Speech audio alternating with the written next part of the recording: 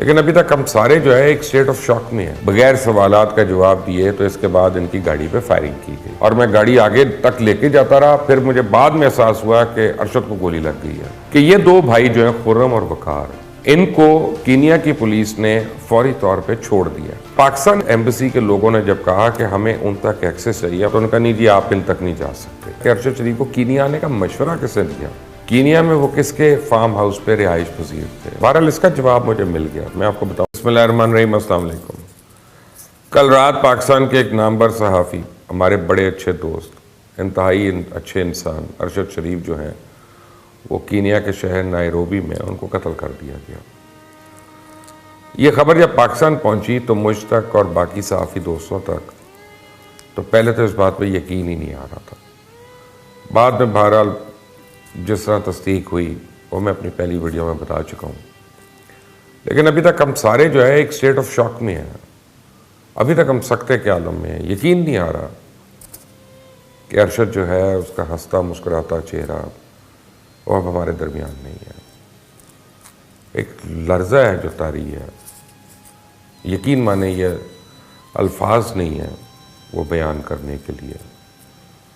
बहरहाल अरशद शरीफ उन लोगों में शामिल थे जिन्होंने अपने सहाफ़ती करियर का आगाज़ बिल्कुल ज़ीरो से किया और उन्होंने सहाफ़ती करियर में बड़ी मुश्किलात देखी। मेहनत करके पहले पाकिस्तान के सबसे बड़े अखबार यानी डॉन तक गए। उस वक्त बहुत अरसा वो दुनिया न्यूज़ के साथ मुंसलिक रहे और पिछले कई सालों से वो ARY के साथ काम कर रहे थे। और ये वो ख़ानदान था जिसने शुरू से ही इस मुल्क के लिए कुर्बानियाँ दी, इस मुल्क के लिए वक़ार के लिए काम किया। उनके वालिद नेवी में कमांडर थे। 2011 में उनकी जब वफ़ात हुई तो उनके भाई जो हैं वो आर्मी में मेजर थे। उसी दिन जिस दिन वालिद का जनाजा उठ रहा था वो भाई उनके घर वापस आ रहे थे तो कुछ शरपसंद अनासर ने उनकी गाड़ी पे हमला किया। कहा जाता है TTP ने किया और मेजर अरशद जो है वो वहीं पे शहीद हो गए। अरशद शरीफ ने उस दिन 2 जनाजे अपने कंधे पर उठाए। अब आप इस इंसान के आसाब का अंदाज़ा लगाएं कि उसने दोनों बाप और भाई को कब्र में उतारा होगा, फिर माँ को दिलासा दिया होगा। कल जब इनकी शहादत हुई तो इसके बाद अब तक तो पूरी दुनिया में पता नहीं कितनी दर्जनों साजिशी थ्योरीज घड़ी जा चुकी हैं और उनमें बहुत से लोगों को मोरद इल्ज़ाम भी ठहराया जा रहा है। बहुत से लोग इस सानहे पर भी सियासत कर रहे हैं। भाई सबसे अहम सवाल यह है कि वो कीनिया क्या करने गए थे? उन्हें कीनिया जाने का मशवरा किसने दिया था? कीनिया में वो किसके फार्म हाउस पे रिहाइश पजीर थे? खुर्रम अहमद का नाम तो आपने सुन लिया।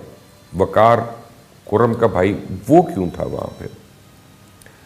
कीनिया में कोई ऐसा प्रोड्यूसर या डायरेक्टर को जिसकी वो डॉक्यूमेंट्री से इंफॉर्मेशन लेने गए या जो अगर ये डॉक्यूमेंट्री बना रहे हैं तो वो खरीद सकता हो? कुछ समझ में नहीं आ रहा। लंदन में वो कीनिया जाने से पहले किन किन लोगों को मिले? सबसे पहले तो ये बता दूं कि ये हुआ कैसे। कीनिया की पुलिस ने बहरहाल इसकी जिम्मेदारी कबूल कर ली। उनके एक ऑफिशल्स का बयान भी जारी हुआ कि उनके पुलिस वालों की गफलत की वजह से अरशद शरीफ को गोली लग गई। जब पूरे वाक़े की तरफ आए तो कीनिया की पुलिस ने पहले ये कहा कि जब अरशद शरीफ जा रहे थे तो उनकी गाड़ी को रोका गया। उनके मुताबिक जिस कार में अरशद शरीफ मौजूद थे उस गाड़ी की शक्ल एक और गाड़ी से मिलती जुलती थी। वो मुबैना तौर पे किडनैपर की थी तो और उसका नंबर प्लेट भी मिलता था। तो कीनिया की पुलिस ने इनकी गाड़ी को रोका और जब ये नहीं रुके तो पीछे से उन्होंने फायरिंग कर दी। उसके नतीजे में ये वाक़या पेश आया। एक दूसरी बात पुलिस ने यह की कि हमने कुछ रुकावटें खड़ी की हुई थी। इस तरह की एक आप समझें कि रोड साइड ब्लॉक्स जो हैं ये नहीं अगर पत्थर रख के रुकावटें की हुई हैं तो एक पुलिस चौकी थी जो मुख्तलिफ गाड़ियों को चेक कर रहे थे। अरशद शरीफ और इनके साथ मौजूद ड्राइवर ने उन रुकावटों को अबूर किया। बगैर सवालात का जवाब दिए तो इसके बाद इनकी गाड़ी पे फायरिंग की गई। लेकिन अब ये सारे बयानात काफ़ी मुबहम हैं, उनका समझ नहीं आ रही इनकी। पुलिस के अपने बयान में बड़ा तजाद है, कॉन्फ्लिक्ट है, क्योंकि कीनिया ही के एक सहाफ़ी के मुताबिक उनकी गाड़ी पुलिस की बताई गई जाए हादसा से तकरीबन 80 किलोमीटर दूर मिली। तो अब यह पुलिस की तरफ से जारी किया गया यह बयान भी दम तोड़ देता है कि अरशद शरीफ की गाड़ी पे फायरिंग की गई जिसके नतीजे में उनकी गाड़ी का टायर बर्स्ट हो गया। तो ऐसा कुछ होता तो फिर इस गाड़ी 80 किलोमीटर तक कैसे पहुंच सकती थी? अरशद शरीफ की मैयत के साथ उस गाड़ी को भी इतने किलोमीटर कैसे लेके जाया गया वापस अगर उसका टायर बर्स्ट था। यहाँ एक और सवाल भी पैदा होता है कि अरशद शरीफ को कीनिया आने का मशवरा किसने दिया, वो जिस फार्म हाउस में रुके हुए थे वो किसका था। बहरहाल इसका जवाब मुझे मिल गया, मैं आपको बताऊंगा वीडियो के आखिर में। क्योंकि कीनिया जैसे मुल्क का ये तो जराइम पेशा अफराद की हमाज का है, और कहा जाता है कि वहाँ ख़ासतौर सोमालियंस जो हैं आके उन्होंने पूरा कार्टल्स को टेक ओवर किया हुआ है, ड्रग माफिया को, एमिनेशन माफिया को, पेट्रोल पंप्स माफिया को, ये जो टैक्सी ड्राइवर्स हैं, टैक्सीज़ हैं, उनके लाइसेंस के इन माफियाज को। वहाँ के जराइम का डेटा निकाल कर देखें तो पता नहीं सैकड़ों लोगों के साथ इस तरह के वाक़यात रोज़ाना की बुनियाद पर पेश आते हैं। वहाँ की पुलिस खुद इस तरह के हज़ारों वाक़यात में मुलव्वस रही है, जिसमें लोगों को पहले कत्ल कर दिया जाता है, उसके बाद कहा जाता है कि जी गलती हो गई। मैं आपको बताऊं कि ड्राइवर भी महफूज, पिछली सवारी भी महफूज, और उसके साथ एक वकार नामी बंदा भी। ये पहले कीनिया की पुलिस की हिरासत में था, अब नहीं है। सोच रहे थे हम कि जैसी पाकिस्तानी टीम को उन तक रसाई दी जाएगी, दूध का दूध अब पानी का पानी हो जाएगा। एज अ जर्नलिस्ट आप पे फ़र्ज़ होता है कि आप इन तमाम सहाफ़ती असूलों को मद्देनज़र रखते हुए कोई बात करें। मैं देख रहा हूँ कि इस वाक़े के बाद पाकिस्तान के इदारों के ख़िलाफ़ बात की जा रही है, तरह तरह की कॉन्स्पिरेसी थ्योरीज जो हैं वो नेट हो रही हैं, बग़ैर तहकीक के बनावटी कहानियाँ बन रही हैं, और एक बार फिर एक मुनज़्ज़म तरीके से प्रोपेगेंडा हो रहा है इदारों के ख़िलाफ़, आर्म फोर्सेस के ख़िलाफ़, उन लोगों के ख़िलाफ़ जिन लोगों के लिए अरशद शरीफ के ख़ानदान ने कुर्बानियाँ दी, जिन पर खुद अरशद शरीफ को बड़ा फ़ख्र था। और फ़ायदा इससे किसको पहुँच रहा है? फ़ायदा इस सारे अमल से उसको पहुँच रहा है जो इस मुल्क को आगे बढ़ता हुआ नहीं देखना चाहता। फ़ायदा उसको पहुँच रहा है जो चाहता है इस मुल्क में अनारकी हो, इंतशार हो, लोग अपने इदारों पर एतबार करना छोड़ दें। अब भारतीय मीडिया को देखें ज़रा, उनकी हेडलाइंस देखें, वो तो बड़े खुश लगते हैं।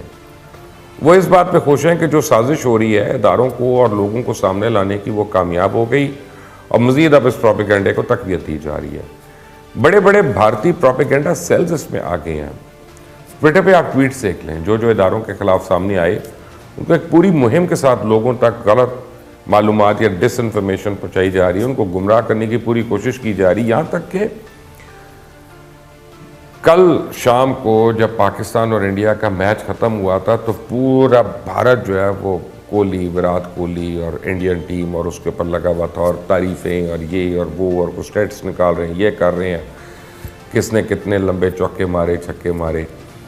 और इस खबर के आने के बाद सडनली वो बैकडोर पे चला गया, और वो ये ज़्यादा इम्पोर्टेंट हो गया उनके लिए। दुख इस बात का है कि इसमें हमारे अपने शामिल हैं, और हमारे अपने मुल्क के सियासतदान सिर्फ अपनी सियासत के लिए इस प्रोपेगेंडा का हिस्सा बन रहे हैं। शीरी मज़ारी को देखें, इमरान खान को देखें, वो तो ट्वीट करके मुल्क के इदारों को एक दूसरे के सामने ही खड़ा करना चाहते हैं।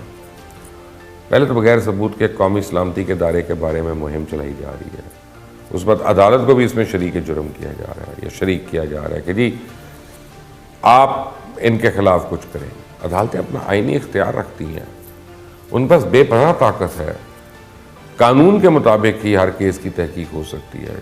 जुडिशल कमीशन भी बनना चाहिए, फिर सारी चीज़ें भी सामने आएंगी, और जब सारी तहकीकात हो जाए तो उसके बाद ही हक बनता है कि बयान दिया जाए। तो अगर आप कीनिया के हालात का जायज़ा लें तो वहाँ तो भारत का सरसूख बहुत ज़्यादा है। इंडिया के 2 सहाफ़ी भी कुछ अर्सा पहले लापता रहे वहाँ पे, 90 दिन लापता रहने के बाद पता चला कि उन्हें भी इसी पुलिस ने कत्ल किया। लेकिन इस केस की शफाफ तहकीकात बहरहाल होनी चाहिए, पाकिस्तान हाई कमीशन को भी चाहिए क्रिस्टल क्लियर तहकीकात करवाए, और शायद अब मुझे लगता है कि ना हो। क्यों, मैं आपको बताऊंगा। और ये सब अपनी निगरानी में उनको कराना चाहिए। इन लोगों के बारे में भी लोगों को एतबार में लिया जाए जो अरशद शरीफ के साथ थे। पुलिस की तरफ से जो स्टेटमेंट जारी की गई है इसमें शकूक व शुबहात है, उनका जवाब होना चाहिए। कीनिया की पुलिस क्यों बार बार खुर्रम अहमद को अरशद शरीफ का भाई डिक्लेयर कर रही है? हालांकि अरशद शरीफ के तो एक ही भाई थे, मेजर अशरफ, जो 2011 में शहीद हो गए थे। तो कीनिया की हुकूमत के पास ऐसे कौन से डॉक्यूमेंट्स मौजूद हैं जिनकी बुनियाद पर खुर्रम अहमद को भाई कह रही है? इसकी तहकीकात भी तो होनी चाहिए। ये मामला काफ़ी पेचीदा हो गया है, और जब तक इसमें खुर्रम अहमद और वकार को सामने नहीं लाया जाएगा, उनका बयान नहीं होगा, तब तक ऐसी ही चीज़ें मुबहम होंगी, और लोग खुद भी घड़ घड़ कर थ्योरियाँ बनाते रहेंगे। और मेरी तमाम पॉलिटिशियन से भी तो गुजारिश है कि सियासत के लिए आपके पास पूरी ज़िंदगी पड़ी है। सियासतदानों को तो अल्लाह ने बड़ी लंबी ज़िंदगी दी होती है, ये इतनी जल्दी कौम की जान नहीं छोड़ते। लेकिन जो यहाँ से चला गया, जो अपने घर वालों को, अपने बच्चों को तन्हा इस दुनिया में छोड़ गया, उसके जाने के बाद उस पर तो सियासत ना करें, उसके जनाजे को अपनी सियासत की सीढ़ी ना बनाएं। हमें मालूम है आप कॉन्स्पिरेसी थ्योरीज गढ़ने के माहिर हैं, आप किसी भी वाक़े को सियासी रंग दे सकते हैं। प्लीज़ कौम को मज़ीद गुमराह ना करें। इस आने से जितना दुख आपको है, शायद इससे कहीं ज़्यादा दुख और लोगों को है। शायद हम भी आप उतने ही गमज़दा हों। तहकीकात ज़रा होने दें, चीज़ें सामने आने दें, देख लेते हैं। मेरी अभी तक जो लेटेस्ट इत्तला है वो मैं आपको बता देता हूँ कि पोस्टमार्टम हो चुका है अरशद शरीफ का, और उनकी बॉडी को वो उन्होंने कर दिया है जो उन्होंने सील करना होता है, और अब थोड़ी देर में वो पाकिस्तान एम्बेसी के हवाले कर देंगे उनको, और फिर जो भी फ़्लाइट होगी या जो भी तरीका है वो उस तरह से वापस आ जाएंगे। अब यहाँ पे मुझे शक हो रही है दो बातों के कि ये दो भाई जो हैं खुर्रम और वकार, इनको कीनिया की पुलिस ने फौरी तौर पे छोड़ दिया एक बयान लेकर और उनको जाने दिया। और पाकिस्तान एम्बेसी के लोगों ने जब कहा कि हमें उन तक एक्सेस चाहिए, हमने उनसे पूछना है, सवाल जवाब करने हैं कि ये क्या हुआ क्या नहीं हुआ, तो उन्होंने कहा नहीं जी आप इन तक नहीं जा सकते और आपको इन पर हम रसाई नहीं देंगे, हम आपको इनसे मिलने नहीं देंगे। इसका मतलब है कि वो अथॉरिटीज़ को छुपा रही हैं, उन लोगों के पास कोई ना कोई ऐसी इंफॉर्मेशन है जो वो छुपा रही हैं। उनके मतलब कहा जाता है कि वो आर्म्स डीलर्स हैं और काफ़ी हैवी आर्म्स डीलर्स हैं, और पूरे इलाके में ना सिर्फ वो डील करते हैं बल्कि वो वेपन ट्रेनिंग भी देते हैं लोगों को, मुख्तलिफ लोगों को, मर्सनरी ग्रुप्स को, उन सारों को। तो अरशद उनके फार्म हाउस पे ठहरे हुए थे, ये खुर्रम के, और ये दूसरा वकार जो उसका भाई था खुर्रम का।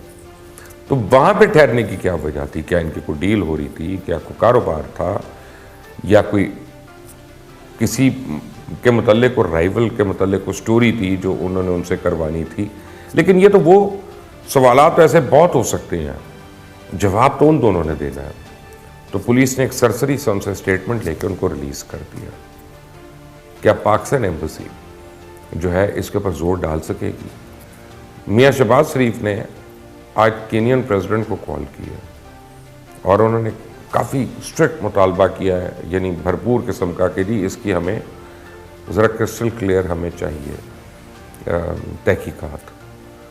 लेकिन ये उसी वक्त मुमकिन है कि अगर पाकिस्तान अथॉरिटीज़ को एक्सेस दी जाए उन दोनों कल्प्रिट्स तक। कल्प्रिट इसलिए मैं कह रहा हूँ कि देखें आप कि बकौल उसकी जो पहली स्टेटमेंट है वो भी एक अजीब सी स्टेटमेंट है कि जी गोलियाँ लगी और मैं गाड़ी आगे तक लेके जाता रहा, फिर मुझे बाद में एहसास हुआ कि अरशद को गोली लग गई है, फिर मैंने गाड़ी रोकी। भाई तुम्हें पता ही नहीं, तुम्हारे पास गोलियां फायर हुई हैं और पुलिस की फायरिंग हो रही है, तो रोकते क्यों नहीं?